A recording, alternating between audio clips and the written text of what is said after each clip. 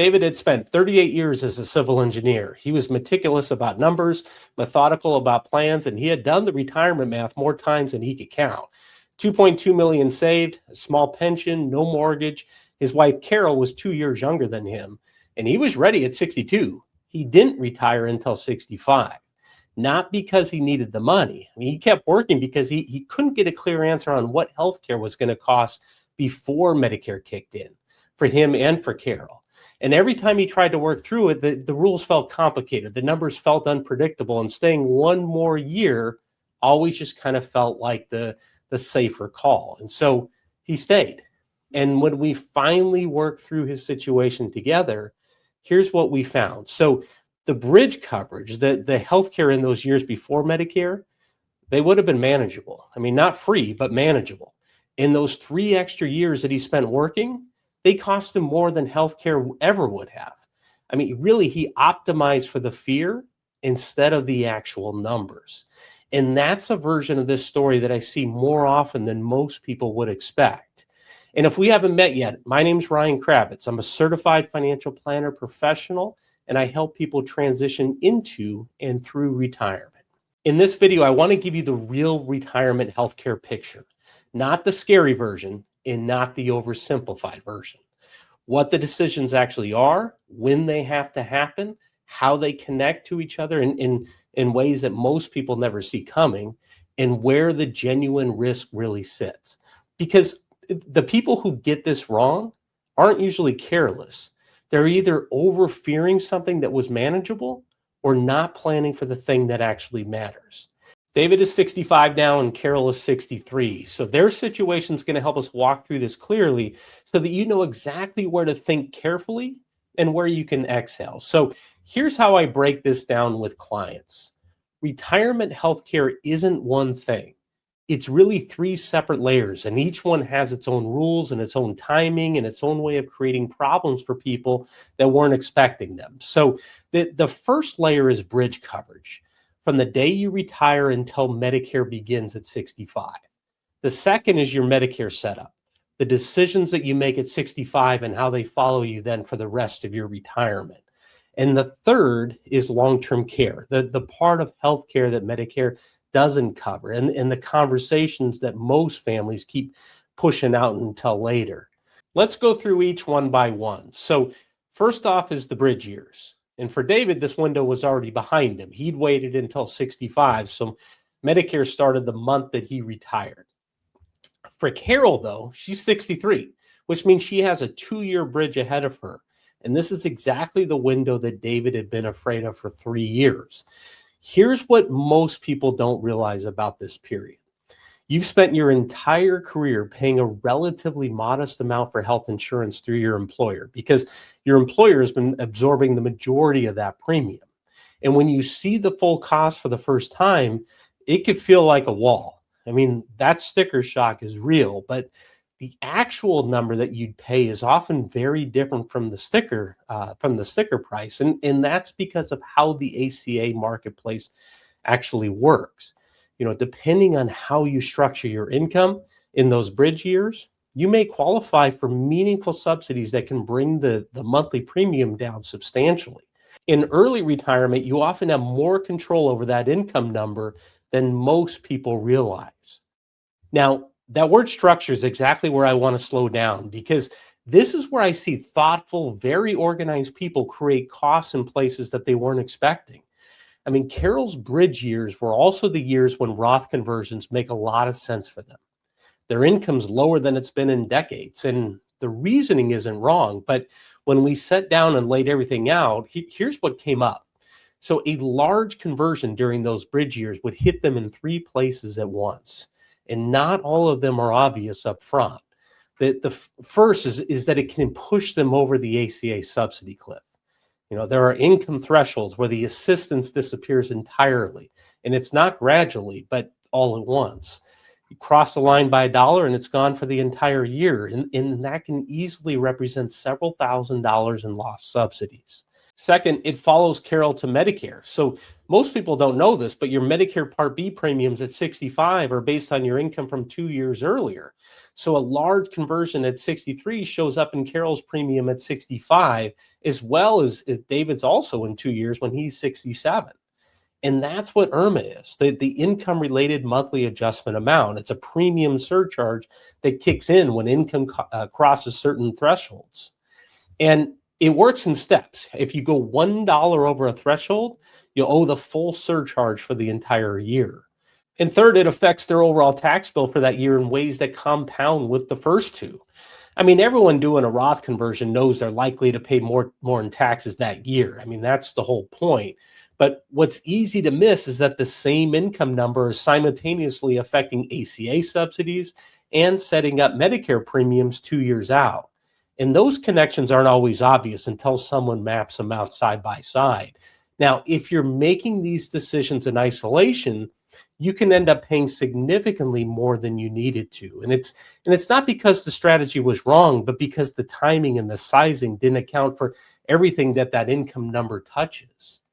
So when we modeled a more careful approach, smaller conversions spread over a few years and staying under the ACA cliff and staying under the IRMA threshold, the plan worked better overall. I mean, more Roth money over time, fewer unintended costs along the way. One more thing about the bridge years that catches people off guard, and it's worth being clear about, is that if you retire before 65, your Medicare enrollment period is coming.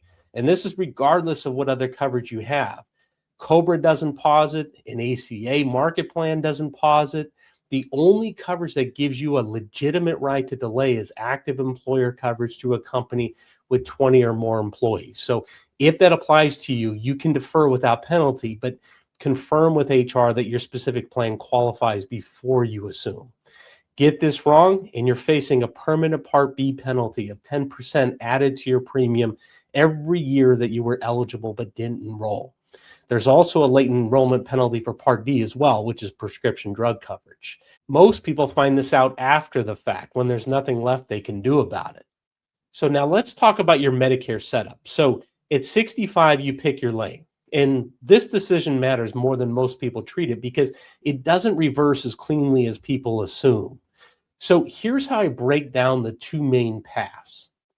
Original Medicare, Parts A and B, paired with a Medigap supplement and a standalone Part D drug plan, gives you broad access. Most doctors and hospitals nationwide, no networks to navigate, and predictable cost.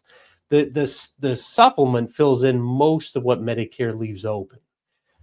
Medicare Advantage wraps everything in one private plan, often with lower or zero monthly premiums even. And that's genuinely attractive, but these plans work within networks, and they may require prior authorizations for certain services, and the cost structures can vary significantly, both between the plans and also from year to year. Here's the piece that most people miss when they're making this choice at 65.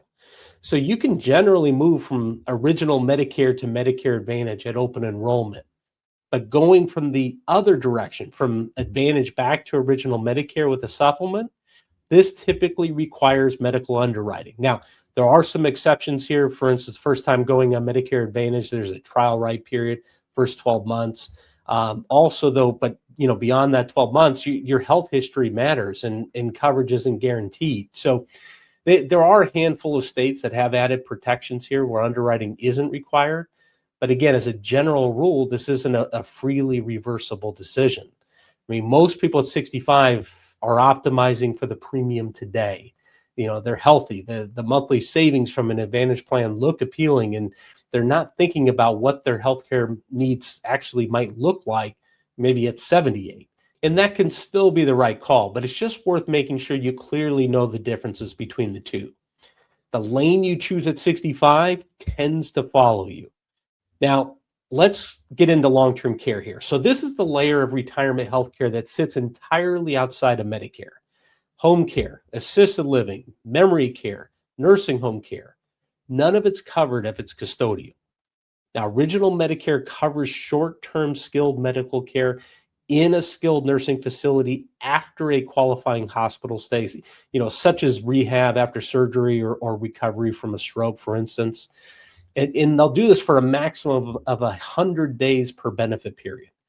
The moment care shifts to ongoing daily assistance, help with bathing and dressing and getting around, or managing medications. I mean, that is considered custodial care, and Medicare doesn't pay for it. So most people know this exists in an abstract way. I mean, they've watched it happen to a parent, or maybe an aunt or a neighbor, but there's a difference between knowing it exists and having a real plan. So before I get into the numbers here, I want to acknowledge something. This is the part of the conversation that most families keep putting off. And it's not because they don't know it's important, but because thinking about it means thinking about things that really nobody wants to think about. I mean, getting older, losing independence, watching a spouse go through something hard. So it gets deferred and deferred until, one day it's happening and there's no plan. And now someone is trying to work out the finances now in real time. And so what I want to do is give you the actual risk pictures here, because it's often presented in a way that makes it feel more inevitable and more uniform than it actually is. So about 70% of people who reach 65 will develop significant care needs at some point. Now that sounds like a near certainty, but the distribution here matters, because according to research from the U.S. Department of Health and Human Services, nearly half of people who receive paid care need it for 2 years or less. Only about 1 in 4 actually needs paid care for more than 2 years. The scenario worth building a plan around it isn't, will I need some care? It's the outlier, extended memory care. One spouse needing years of intensive help while the other still has, decades of retirement ahead of them. I mean, that's the one that can genuinely change the financial picture in ways that are really hard to come back from. I mean, that's what deserves a real answer. So, there's really 3 ways to approach it. And I want to be straight with you about something before I walk through them. For a lot of people with solid savings and a paid off home as well, I mean, the answer isn't necessarily to buy a long-term care insurance product. It's just about having a real plan for how you'd pay for it. And, insurance is certainly one option. It's not the only one. And for many people, it's not the right one. The first option here is just self-funding. I mean, you decide your assets are sufficient to cover a care event out of pocket if it happens. And for many people, this is the most sensible path, but it has to be a real decision with real numbers behind it, not just a feeling that you'll be okay. So here's how I work through this actually with clients and planning software. So what I'll do is I'll carve off a portion of the portfolio as a care reserve, and then run the rest of the retirement projection without it. Is if that money is gone, it's not even there, it's like already spoken for. And so if the plan holds up, well, self-funding is likely a reasonable path. Now, if it doesn't, well, that exercise just gave you a clear answer about what still needs to be addressed. And either way, you now have a real answer instead of a vague intention. The second option is transferring the risk. So traditional long-term care insurance, a hybrid life and long-term care policy, or sometimes an annuity with a long-term care rider. Traditional policies have a history that's worth knowing about here. So the industry mispriced the risk early on, and many policyholders saw significant premium increases over the years. And carriers have gotten a lot better at pricing these products, but still the possibility of future increases doesn't go away. And when insurance makes sense, I do tend to lean towards hybrid policies because the premium is contractually fixed. So you know exactly what you're getting, and most also carry a death benefit. So if you never need the care, well, the money isn't simply gone. It'll go to the beneficiary at some point as a death benefit. The third option is sharing the risk, right? Combining a few different things together, a dedicated care reserve in the portfolio, home equity as a real backstop, and perhaps a policy just for the catastrophic layer. A paid off home is one of the most underused assets in long-term care planning. Most retirement projections don't include it, but it's real. I mean, it's available. And for a lot of people, it fundamentally changes what self-funding actually looks like once you account for it. Now, I've worked with clients who felt completely exposed on this issue until we really factored in their home equity and the picture shifted considerably. The question isn't, should I buy long-term care insurance? The question is simpler. It's, if this happens, what's the plan to pay for it? For David and Carol, the answer turned out to be much more straightforward than they had expected. Their home was paid off. We stress tested the plan with a care reserve set aside. It held up. We wrote down the decision, what gets used and in what order, and who makes the calls if one of them can't. And that's really what settled it for them. Not a product, a real plan with numbers. And honestly, that's the goal across all of these three layers. Here's what that looks like in practice. So map your three layers, right? Bridge coverage, Medicare setup, long-term care. Get specific about what each window looks like for you, with your ages, your income sources, your assets, and get your Medicare enrollment timeline sorted out before you retire. COBRA doesn't pause it. An ACA plan doesn't pause it. So know whether your current coverage qualifies as a legitimate delay, and then confirm that directly with HR before you assume that it actually does. And get the dates right before you walk out the door. Think through how your income decisions in the bridge years connect to everything else with ACA subsidies and Medicare premiums 2 years out and your overall tax picture. You're not trying to avoid income. You're just trying to see how each decision interacts with the others before you actually make it. And also make a long-term care decision, a real one, written down, self-funded, transfer the risk, share it. Just choose something on purpose, because the families who end up in the hardest spots aren't usually the ones who made the wrong call. They're the ones who kept meaning to get around to it, but never did. If you'd like to learn more about how I work with people and explore, what it might look like to actually work together, there's a link in the description down below to get started. Because in retirement, the decisions that cost the most aren't usually the ones that you made badly. They're the ones that you may never actually get around to making at all. I want to thank you for watching, and I'll see you soon.